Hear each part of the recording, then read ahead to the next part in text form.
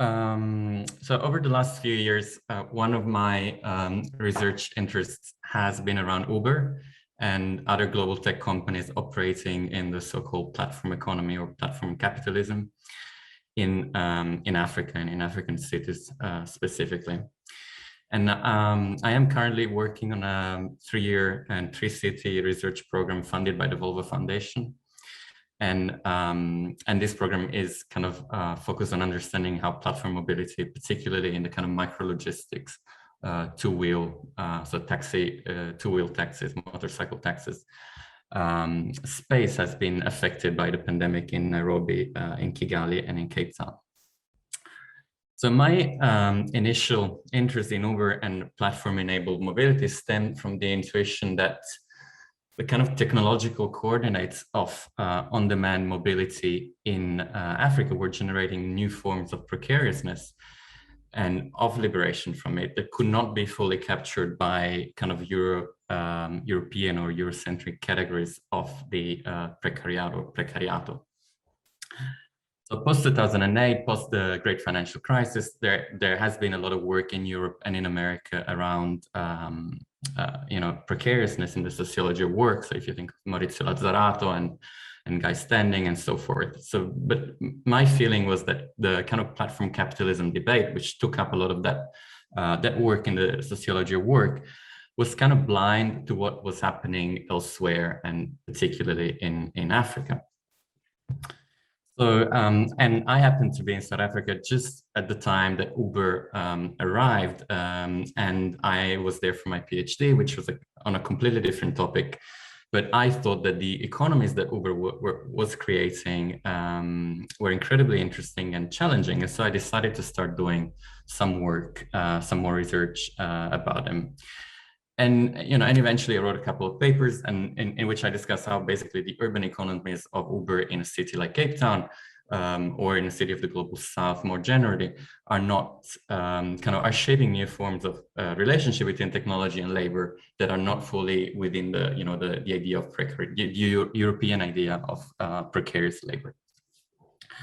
So the reason why I'm giving out so much biographical information about me is that what I wanted to talk about today is the fraught relationship between being a precarious researcher and working and researching precarious people that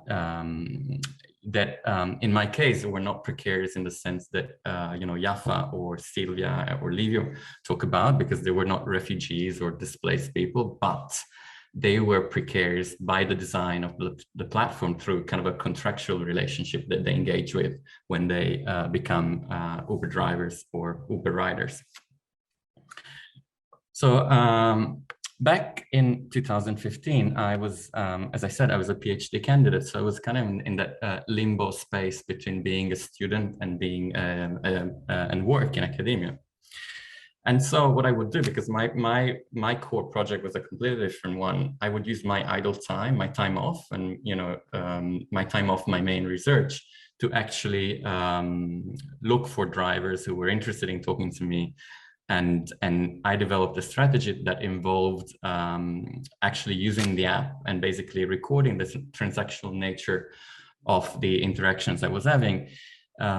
In other words, I was using a kind of a research strategy that has a long tradition in the economic anthropology of Africa. So if you think of the work of Jane Gallia on marginal gains, what I was doing is actually reenacting economic transactions and being part of them. And I was doing that through the platform, so through the application, the digital application in this case.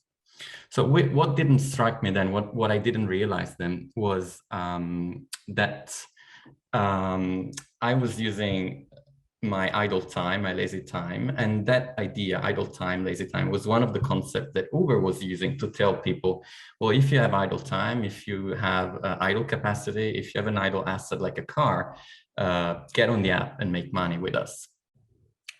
So in the same way as my informant drivers were using their idle time and their idle assets to become part of the platform economy, I was also using my idle time to actually research it and become part of that economy as a researcher, and specifically as an ethnographic researcher. I don't think I realized it then because I think I still saw myself as a student, but eventually my scholarship ended. And so I found myself in that situation where I needed to finish my PhD and I needed to find a job. And in my specific case, I mean, I had like 3 to 4 to 5 part-time jobs of 1 day a week, for example. And so while I was doing all that and finishing my thesis and teaching and being on this kind of roller coaster of jobs, I also wanted to keep doing this research that on platform companies in the global south. And to that, I had a kind of digital diary, which you see in the slide, which I kept throughout the years, documenting whatever kind of thin sliver of information I could about these drivers. And by then, my research had expanded. I wasn't just in Cape Town anymore. So I was talking to Ola drivers in Sydney and then Mumbai and then again in Cape Town and following, you know, other things in my life while not being a student anymore.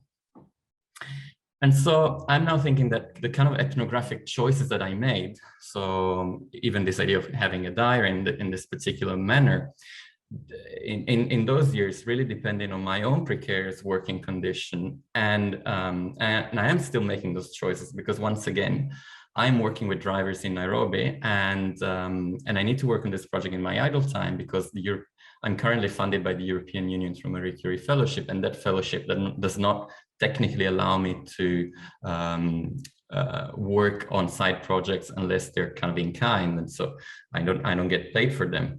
So I'm back in the kind of situation where, you know, in which to research something that I'm passionate about, I need to model my research strategy on the same strategies that I've come to understand that precarious drivers use to navigate the complexity of platform work in these cities.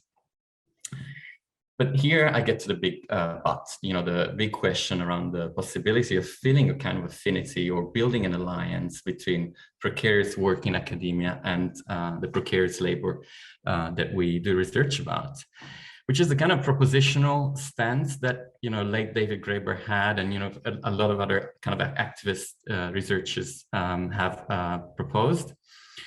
But so if, as anthropologist Anand Pandian writes, ethnography as a research strategy is the creation of a new experience rather than new knowledge, as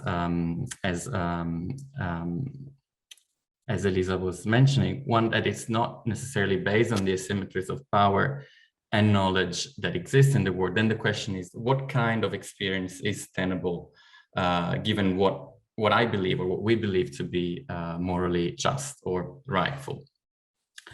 So the point that I'm trying to make is not so much that I am and have, you know, and I've always been more privileged than the drivers and, you know, the precarious worker as a precarious academic that I was researching or interviewing in Nairobi or Cape Town, but that any possible alliance of a more politically engaged ethnography, for example, or more activist research, if you like, is also bound to those asymmetries. So I guess my provocation for this panel is really about the impossibility of building alliance and how this impossibility plays out with respect to one of the questions of the call for papers concerning this idea of co-creation and participation with methods for researching mobility.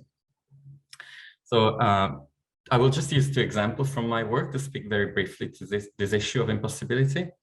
The first point that I will make is that, you know, being a precarious academic, also your biographical geographies are incredibly unstable and precarious. So what happens is that you find yourself coming in and out of a field without ever having the capacity to build that kind of long-term commitment based on staying in one place.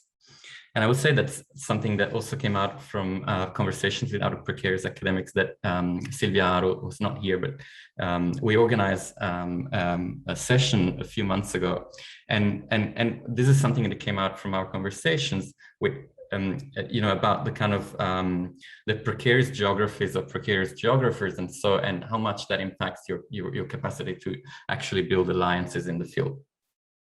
I don't think it is impossible to actually conduct ethnographic research, but that implies rethinking the idea of thickness and what it means, you know, and the long-termism as this kind of sole possible opportunity that we have. And that's kind of the topic of, that's my plug for the next section, in the conference, which is taking place just after this one. The second point is about the politics of visibility and invisibility. So over the course of my many years of working with drivers, I encountered so many things that would have made an interesting academic paper, but they were best kind of not told or left invisible. So for example, I came across a few ways in which riders in Nairobi use kind of legal loopholes to operate without a license, but we have consciously decided not to write about this because of the possible consequences that we cannot forecast, we cannot understand in advance. And similarly, I have so much material about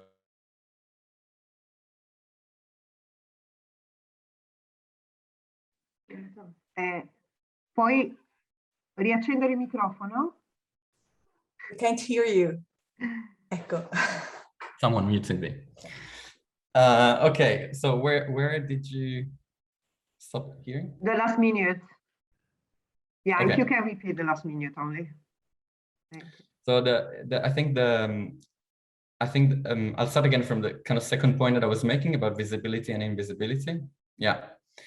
So what I was saying is that, over the time that I've spent doing research with drivers, I've come across stuff that it was probably best not to write about. So either, them using legal loopholes to operate in conditions of, unlawfulness or complete illegality, or the existence of like secret unions, secret organizations of drivers that actually operate to provide a kind of support network against the kind of Uber, the regulation that Uber has for their drivers.